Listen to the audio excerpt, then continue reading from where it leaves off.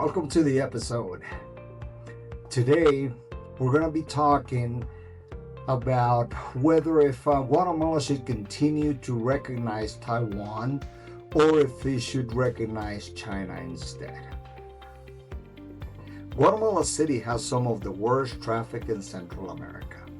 A 2-hour commute is pretty long.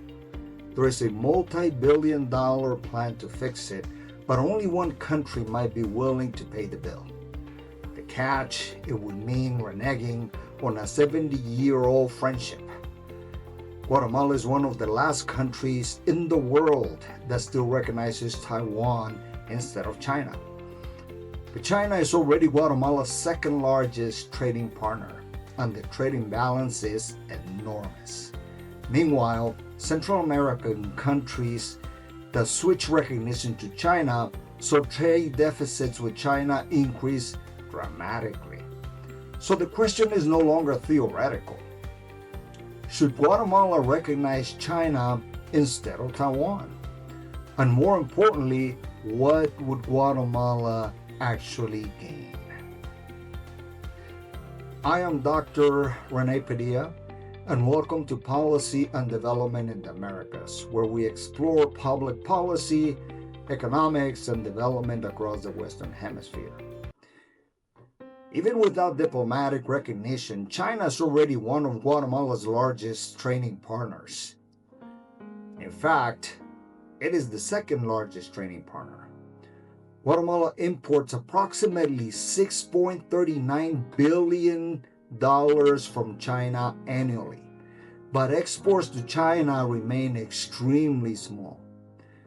Let's look at how this imbalance has evolved. In 2015, imports from China were $2.1 billion and exports to China were $70 million. In 2020, imports from China grew to $3.7 billion and the exports to China were around $90 million. Today, imports from China have grown again to $6.39 billion, and the exports to China have remained flat from anywhere to $45 million to $95 million. The trade deficit with China has tripled over the past decade.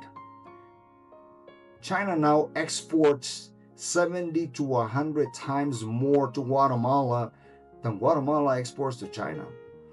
And all of this has happened without any diplomatic recognition. The current table shows trade with China for all Central American countries before and after recognition from Taiwan to China. In each case, a similar pattern emerged. Imports from China surged, exports increased modestly, and trade deficits widened significantly. In looking at the table, we can see that Costa Rica recognized China back in 2007, and at the time, their imports were about 763 million. Their exports were about 848 million, so that means that they were running a trade surplus back in 2007. Now today, their imports are just over $4 billion, and their exports are just over $1.2 billion, so they are running a trade deficit with China. Salvador recognized China in 2018. And before recognition, their imports were $433 million and their exports around $47 million. Imports today are $2.73 billion and exports $200 million. Nicaragua recognized China in 2021 before their imports were just over $1 billion and their exports were $36 million. Today, their imports have doubled to $2.3 billion and their exports are $110 million. So in a period of about 4 to 5 years, their imports have doubled. With Honduras, recognition was in 2023. Their imports were 1.3 billion before recognition, and their exports 55 million. Their imports today are 2.56 billion, and their exports 37 to 96 million. As previously mentioned, all of these countries have incurred large trade deficits after recognition to China. A good example is El Salvador. Today, imports exceed 2.7 billion and their exports remain at around 200 million. The trade deficit increased more than 6 times. In order to gain recognition from the El Salvador government, China funded several projects. They funded a national library for $54 million, a tourist pier for $24 million, and they are building a national stadium at a cost of $400 to $500 million. However, one major project has not materialized yet, and this is an infrastructure project that would be very important to El Salvador, and this is the La Union port, expected to become a major economic hub in the country. Now, Costa Rica, they received a $100 million national stadium funded by China, but the largest project was the Route 32 highway expansion at a cost of $465 million. The project was financed through a Chinese loan and built by a Chinese-owned company. Importantly, Costa Rica did not select the builder through competitive bidding. Instead, the financing agreement required the use of a Chinese contractor, and then the project also faced approximately $70 million in cost increases. Obviously, the Costa Rican government had to foot the bill for that. Environmental redesigns, land acquisition delays, and contract renegotiations while the highway was being built. The experience illustrates the complexities of large infrastructure agreements. Guatemala faces one of the most severe traffic congestion problems in Central America. Commutes often exceed 2 hours.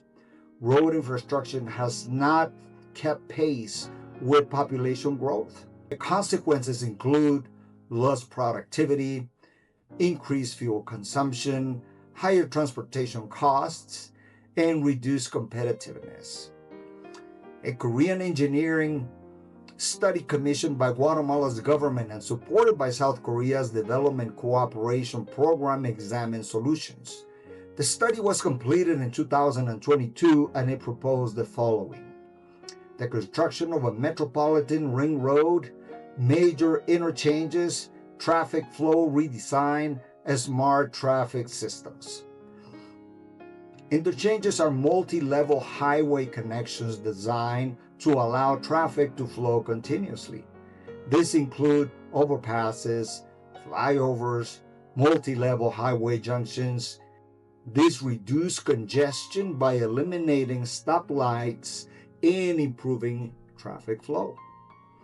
Traffic redesign includes smart traffic lights, dedicated lanes, road widening, and intelligent traffic systems. These improvements reduce congestion without building entirely new roads.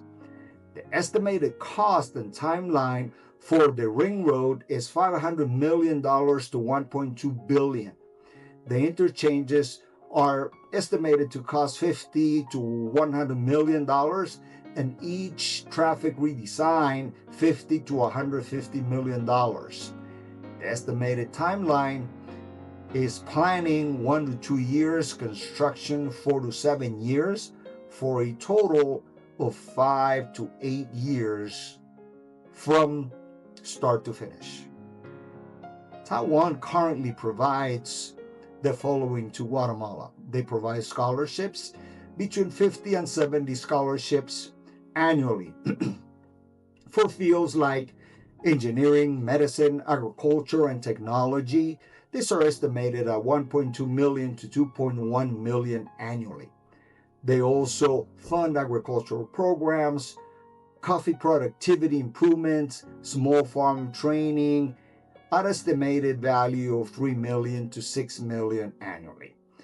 They also provide technical cooperation, technology transfer, digital training, and the estimated cost is between 2 million to 5 million annually. They also fund some irrigation programs at an estimated cost of $3 to $8 million annually. So total Taiwan assistance is estimated at $9 to $21 million annually. Now, despite large trade, China currently provides limited direct assistance, estimated at $1 to $2 million annually. In conclusion, Guatemala faces a strategic decision. China already benefits from trade. Taiwan provides smaller but consistent assistance. The key question may not be China or Taiwan. The key question may be, what should Guatemala negotiate in return? Because if Guatemala is going to make a major diplomatic decision, it should ensure that decision delivers long-term economic benefits. And that may be the most important question of all. Now remember that it is not about believing what we want to believe. It is about knowing what we need to know. See you next week.